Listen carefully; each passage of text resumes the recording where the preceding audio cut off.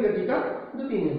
दूसरा नियम क्या कहता है कि किसी वस्तु के संवेग में परिवर्तन की दर, जो हमने पिछला संवेग पढ़ा कि P = mv, उसमें परिवर्तन करना है। प्रारंभ में संवेग कितना है और अंत में संवेग कितना है, दोनों के संवेग का अंतर है ना, और कितने समय में वो परिवर्तन होगा। तो किसी वस्तु के संवेग में परिवर्तन की दर उस पर लगाए गए बल के अनुक्रमानुपाती या समानुपाती होता है।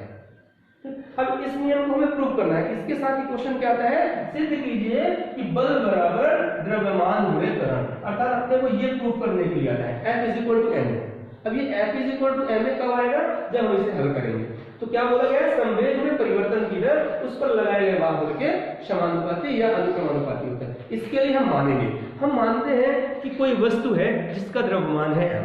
कोई वस्तु क्या है जिसका द्रव्यमान है m। देखो, माना वस्तु का द्रव्यमान, किसी वस्तु का द्रव्यमान क्या है m, ठीक है, और वह प्रारंभिक वेग u से गतिमान है।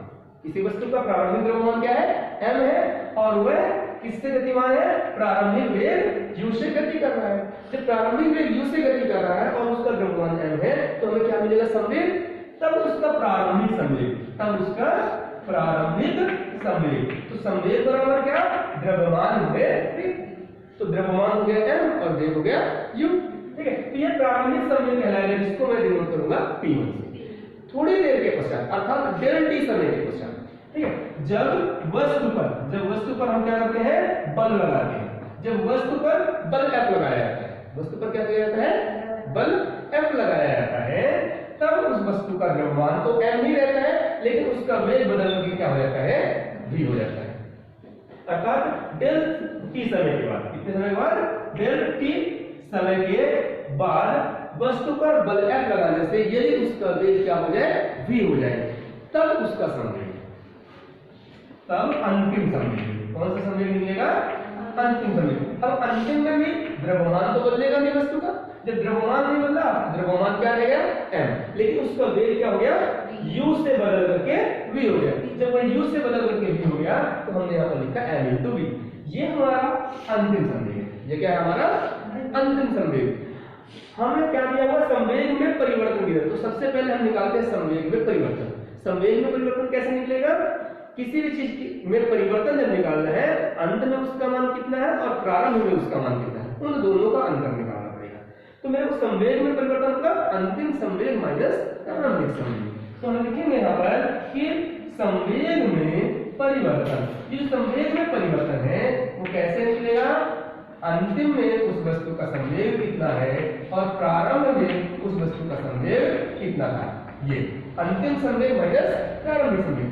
अंत में कितना था, अंत में हो गया m × v, प्रारंभ में कितना था, m × u।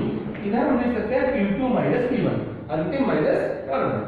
p2 - p1 को मैं बोल सकता हूँ डेल p। क्या बोल सकता हूँ, डेल p। अंतिम मान आएगा जो भी, ठीक है। वैसे ही यहाँ पर m कॉमन निकाले तो क्या मिलता है मेरे को, v - u। क्या मिलता है मेरे को, v - u।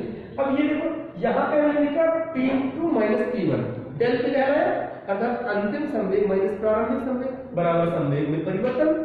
यहाँ पर भी लिखा हुआ है अंतिम वेग माइनस प्रारंभिक वेग। ये क्या लिखा हुआ है, अंतिम वेग माइनस प्रारंभिक वेग। तो अंतिम वेग माइनस प्रारंभिक वेग क्या कहलाएगा, वेग में परिवर्तन। क्या कहलाएगा, वेग में परिवर्तन। तो ऐसे लिख सकता हूँ डेल v। यहाँ पर हमने बताया है कि डेल v = v - u। अब ये क्या मिल गया, डेल p की वैल्यू। हमें क्या चाहिए, संवेग में परिवर्तन की दर। संवेग में परिवर्तन की दर निकालने के लिए समय कितना समय लगा था, डेल t समय लगा था। निकालेंगे संवेग में परिवर्तन की दर। संवेग में परिवर्तन की दर = क्या हो जाएगा, डेल p/डेल t। डेल p हमारा संवेग है और परिवर्तन की दर के लिए क्या करेंगे, डेल t से भाग कर देंगे। तो डेल p/डेल t। अब हम क्या काम करने वाले हैं, द्वितीय नियम से, न्यूटन के गति के द्वितीय नियम से। न्यूटन की गति का दूसरा नियम क्या कहता है कि जो बल होगा वह समानुपाती होगा संवेग में परिवर्तन की दर।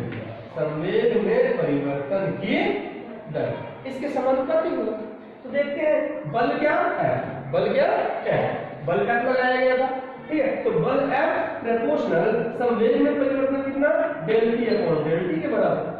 और del P upon del T, तो डेल पी की वैल्यू है हमारे पास m into del v। Del P की वैल्यू क्या है m इनटू डेल v। अगर मैं इस वैल्यू को यहां पर रखता हूं तो देखिए क्या मिलता है, इसको हम लिखेंगे m इनटू डेल v, ठीक है, और divided by del P.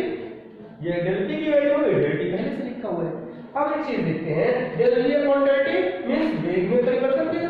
Del v upon del T मतलब वेग में परिवर्तन की, वेग में परिवर्तन की दर को क्या कहते हैं, त्वरण कहते हैं। तो हम लिख सकते हैं परंतु del v upon del T is equal to a, इसको अपन क्या बोलते हैं, त्वरण बोलते हैं। तब यहां पर क्या आएगा, f proportional m into a, f proportional m into a। अब इस प्रोपोर्शनल को जब हम बराबर कर देंगे तो यहाँ पर एक नियतांक आएगा, उस नियतांक को हमने ले लिया k। नियतांक क्या ले लिए, k।